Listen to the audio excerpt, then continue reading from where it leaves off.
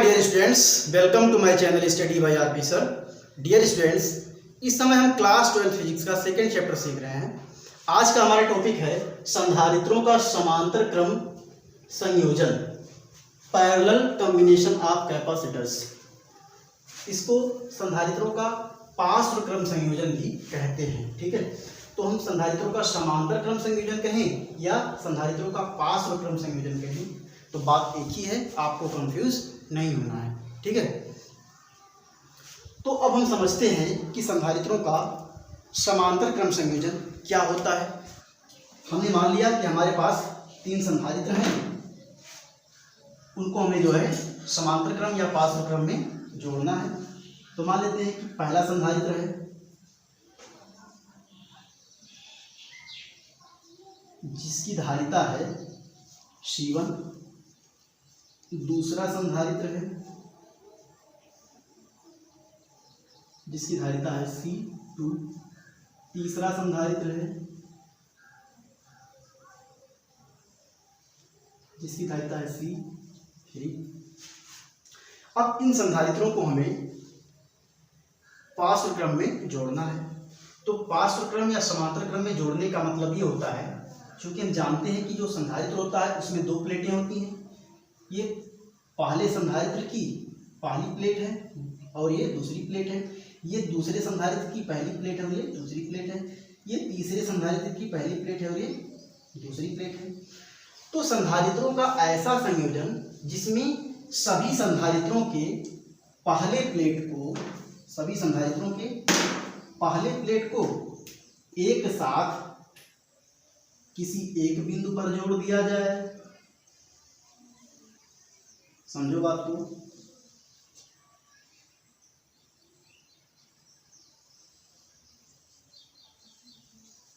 किसी एक बिंदु हमने मान लिया x पर हमने जोड़ दिया, और सभी संधारित्रों के दूसरे प्लेट को एक साथ किसी दूसरे बिंदु पर जोड़ दिया जाए।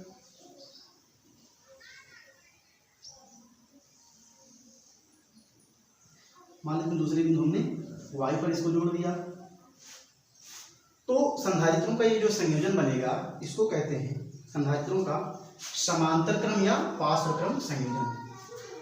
अब समझो बात को। यहाँ पर आगे ला करके हमने इसको एक बैटरी से अटैच कर दिया है। यहाँ पर एक बैटरी लगा देते हैं।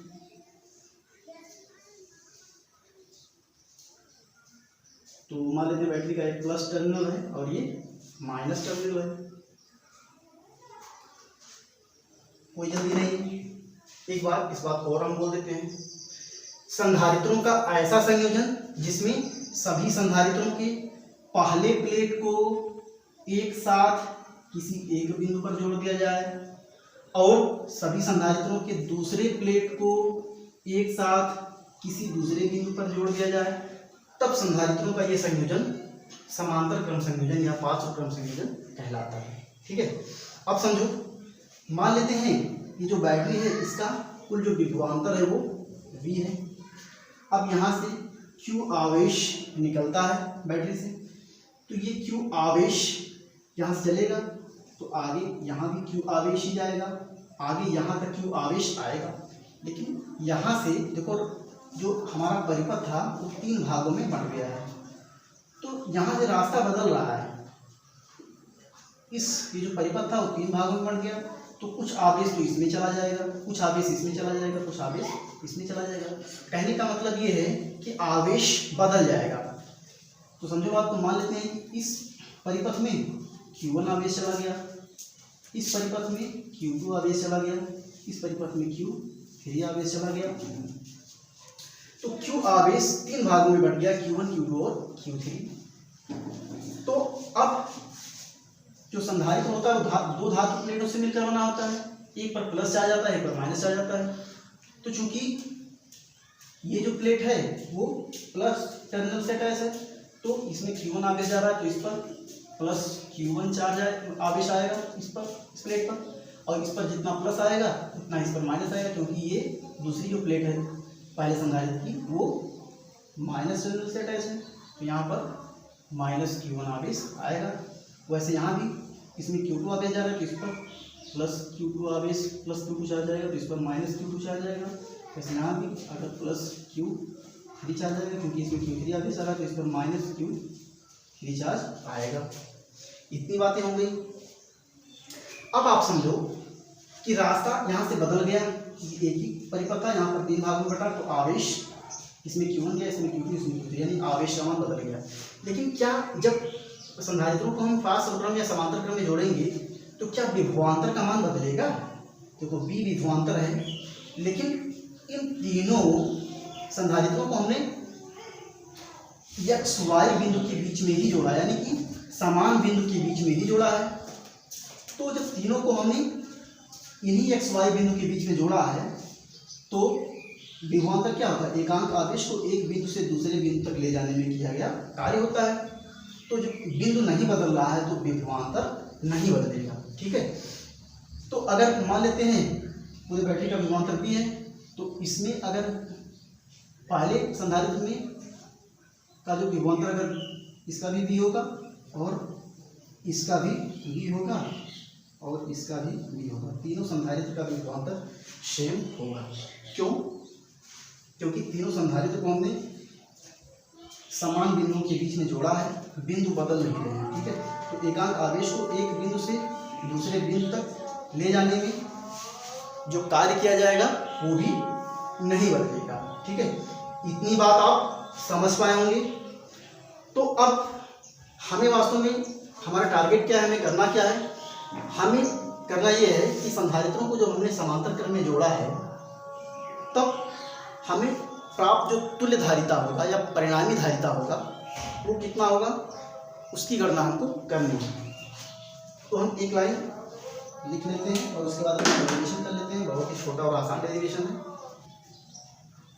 माना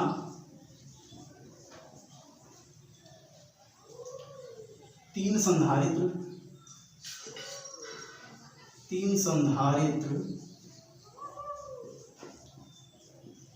जिनकी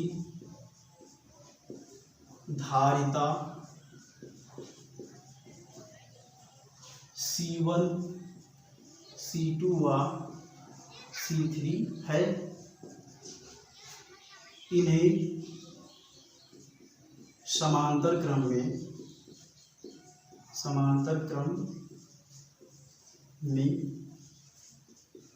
जोड़ा गया है।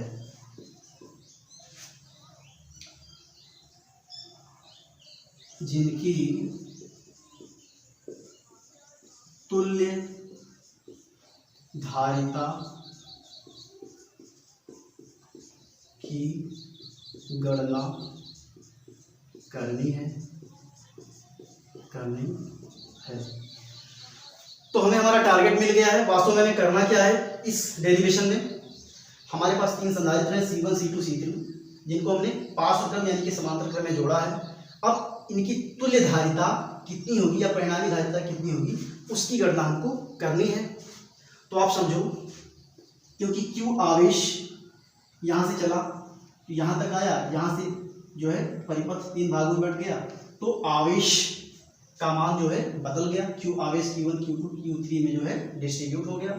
लेकिन सभी संधारित्रों को हमने x y बिंदु के बीच में ही अटैच किया है, यानी कि बिंदु नहीं बदल रहा है, तो विभवांतर इनका नहीं बदलेगा। क्योंकि विभवांतर क्या होता है? एकांक आवेश को एक बिंदु से दूसरे बिंदु तक ले जाने में किया गया कार्य विभवांतर होता है। तो सभी संधारित्रों को हमने इन्हीं x y बिंदु के बीच में यानी कि समान बिंदु के बीच में जोड़ा है, तो विभवांतर नहीं बदलेगा। तो यहाँ पर विभवांतर हमारा क्या है? विभवांतर B इक्वल टू हो जाएगा कांस्टेंट। और जब हमने धारिता पढ़ा था तो हमने एक फार्मूला सीखा था Q इक्वल टू CV, यानी कि आवेश इक्वल टू धारिता गुणे विभवांतर। तो जो बदलता है उसको हमें जो है फाइंड करना है। तो यहाँ पर बदल क्या रहा है? आवेश बदल रहा है। तो सभी संधारित्रों में कितना आवेश जा रहा है उसको हम अलग अलग निकाल लेते हैं तीनों संधारित्रों का। उसके बाद जो है टोटल करके हम तुल्य धारिता फिर जो है फाइंड कर लेंगे। तो लिखते हैं हम पहले संधारित्र के लिए पहले संधारित्र के लिए। तो अगर हम पहले संधारित्र के लिए कहेंगे तो पहले संधारित्र में कितना आवेश जा रहा है, Q1 आवेश जा रहा है, तो Q1 इक्वल टू हो जाएगा C into C1 into B, क्योंकि पहले संधारित्र की जो धारिता है वो C1 है और पहले संधारित्र में Q1 आवेश जा रहा है। विभवांतर सबके लिए V ही होगा क्योंकि विभवांतर यहाँ पर कांस्टेंट है। तो Q1 equal to C1 into B हो जाएगा। इक्वेशन नंबर फर्स्ट मान लेते हैं इसको। उसके बाद अगर हम ऐसे कहें दूसरे संधारित्र के लिए, दूसरे संधारित्र के लिए,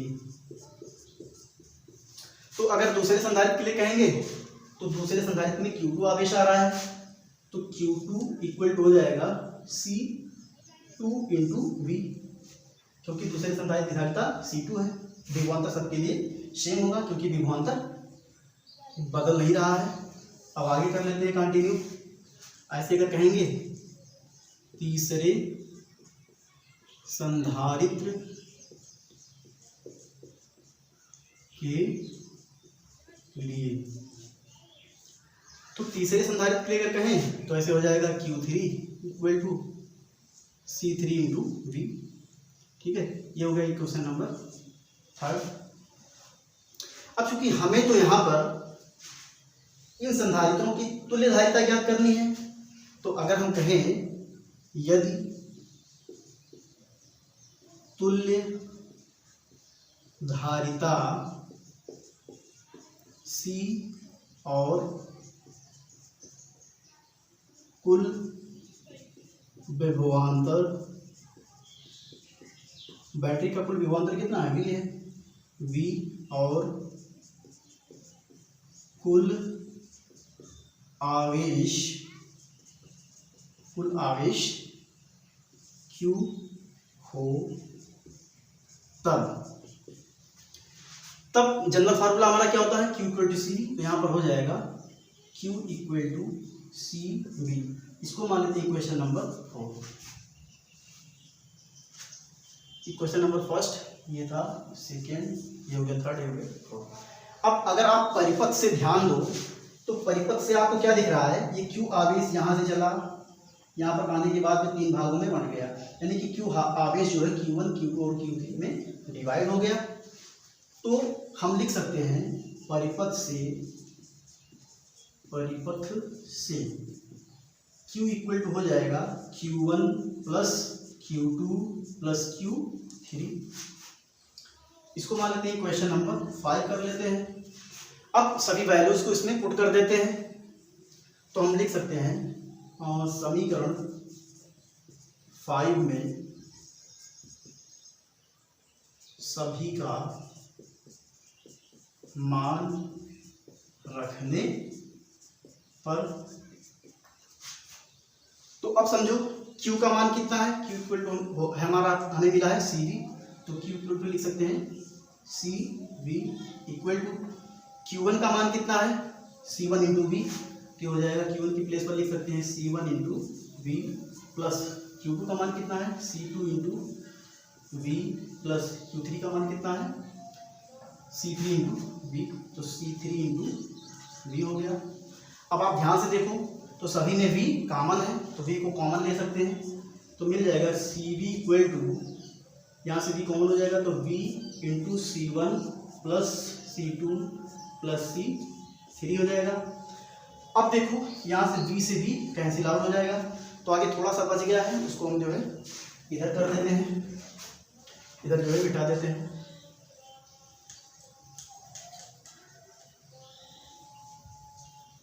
अब आप समझो बात को आगे,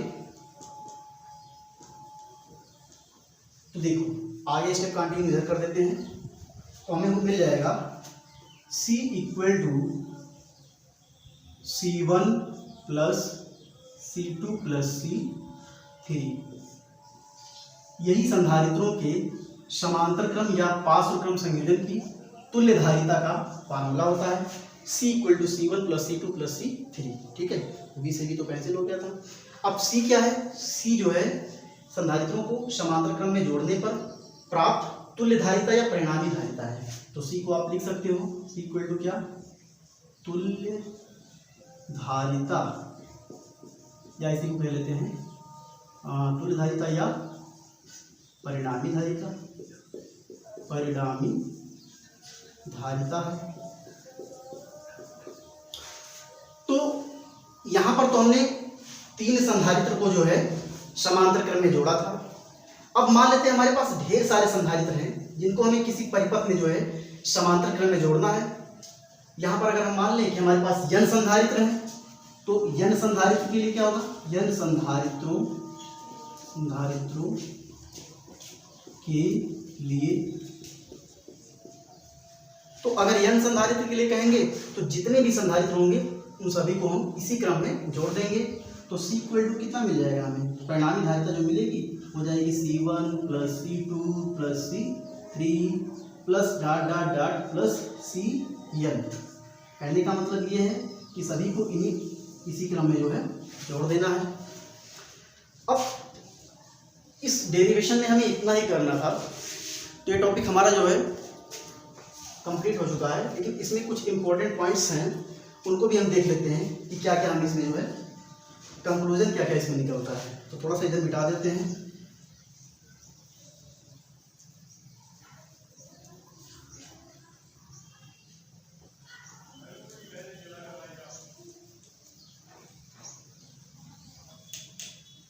अब आप समझो बात को, हम देखते हैं इसमें इंपॉर्टेंट पॉइंट्स क्या क्या हमें मिल रहे हैं। इंपॉर्टेंट पॉइंट्स, तो हम कह सकते हैं कि संधारित्रों के समांतर क्रम संयोजन में जो तुल्य धारिता होती है सभी धारिताओं के योग के बराबर होता है। क्योंकि आप देख रहे हो कि जितनी भी धारिता थी सबको हमने लास्ट में जो डेरिवेशन में जो हमें फार्मूला प्राप्त हुआ C equal to C1 plus C2 plus C3, यानी कि सभी को जो है एक साथ जोड़ लिया गया है। ठीक है, तो पहला पॉइंट हम आप चाहो तो लिख सकते हो कि संधारित्रों के समांतर क्रम या पार्श्व क्रम संयोजन में तुल्य धारिता सभी धारिताओं के योग के बराबर होता है। दूसरी बात यहाँ पर हमें क्या मिल रही है, हम कह सकते हैं संधारित्रों के समांतर क्रम संयोजन में जो विभवांतर का मान होता है वो नियत रहता है, क्योंकि सभी संधारित्रों को इन्हीं दो XY बिंदुओं के बीच में जोड़ा गया है। यानी कि सभी को जो है एक ही बिंदुओं के बीच में जोड़ा जाता है। तो एकांक आवेश को एक बिंदु से दूसरे बिंदु तक ले जाने में किया गया कार्य जो है सबके लिए सेम होता है, यानी कि सबका विभवांतर सेम होता है। तो दूसरी पॉइंट आप लिख सकते हो कि संधारित्रों के पार्श्व क्रम संयोजन में विभवांतर का मान नियत रहता है। तीसरी बात हम क्या कह सकते हैं, हम कहेंगे संधारित्रों के समांतर क्रम संयोजन में तुल्य धारिता का अधिकतम मान प्राप्त होता है। ये कैसे होता है इसको हम जो है समझ लेते हैं। तो पहले इस बात को लिख देते हैं। हम कहेंगे संधारित्रों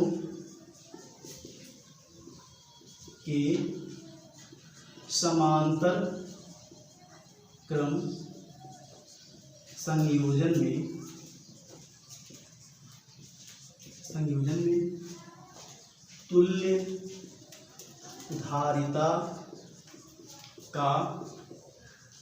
का अधिकतम मान प्राप्त होता है। इस बात को हम एग्जाम्पल से समझ लेते हैं। कैसे कह सकते हैं, जैसे मान लेते हैं कि हमने दो संधारित्र को जो है समांतर क्रम में जोड़ दिया। पहला संधारित्र है जिसकी धारिता C1 इक्वल टू है 2 फैराड, दूसरा संधारित्र है C2 जिसकी धारिता है 4 फैराड। तो अब इनको अगर हम समांतर क्रम में जोड़ेंगे तो तुल्य धारिता क्या मिलेगा, फार्मूले से C इक्वल टू क्या हो जाएगा, C1 प्लस C2। जितने भी संधारित्र होंगे उनको जो है इसी क्रम में जोड़ देंगे। तो C इक्वल टू क्या प्राप्त होगा, 2 प्लस 4 यानी कि कितना हो जाएगा, C इक्वल टू 6 फैराड हमें मिल जाएगा। तो आप यहाँ पर देखो तो हमारे पास जो उपलब्ध धारिता थी वो 2 फैराड और 4 फैराड थी, लेकिन हम जब इसको हमने समांतर क्रम या पार्श्व क्रम में जोड़ा तो हमें जो इच्छित धारिता प्राप्त हुई वो 6 फैराड मिल गई। यानी कि तुल्य धारिता का जो है अधिकतम मान प्राप्त हुआ है। पहले हमारे पास जो उपलब्ध था उससे हमें ज़्यादा मिला है। ठीक है, तो इस टॉपिक में जो है हमें इतनी चीज़ों को सीखना था। तो आप जो है इसको ध्यान से पूरा वीडियो देखो, आपको पूरा समझ में आएगा। ठीक है, तो मिलते हैं नेक्स्ट वीडियो में। Okay, thanks for watching.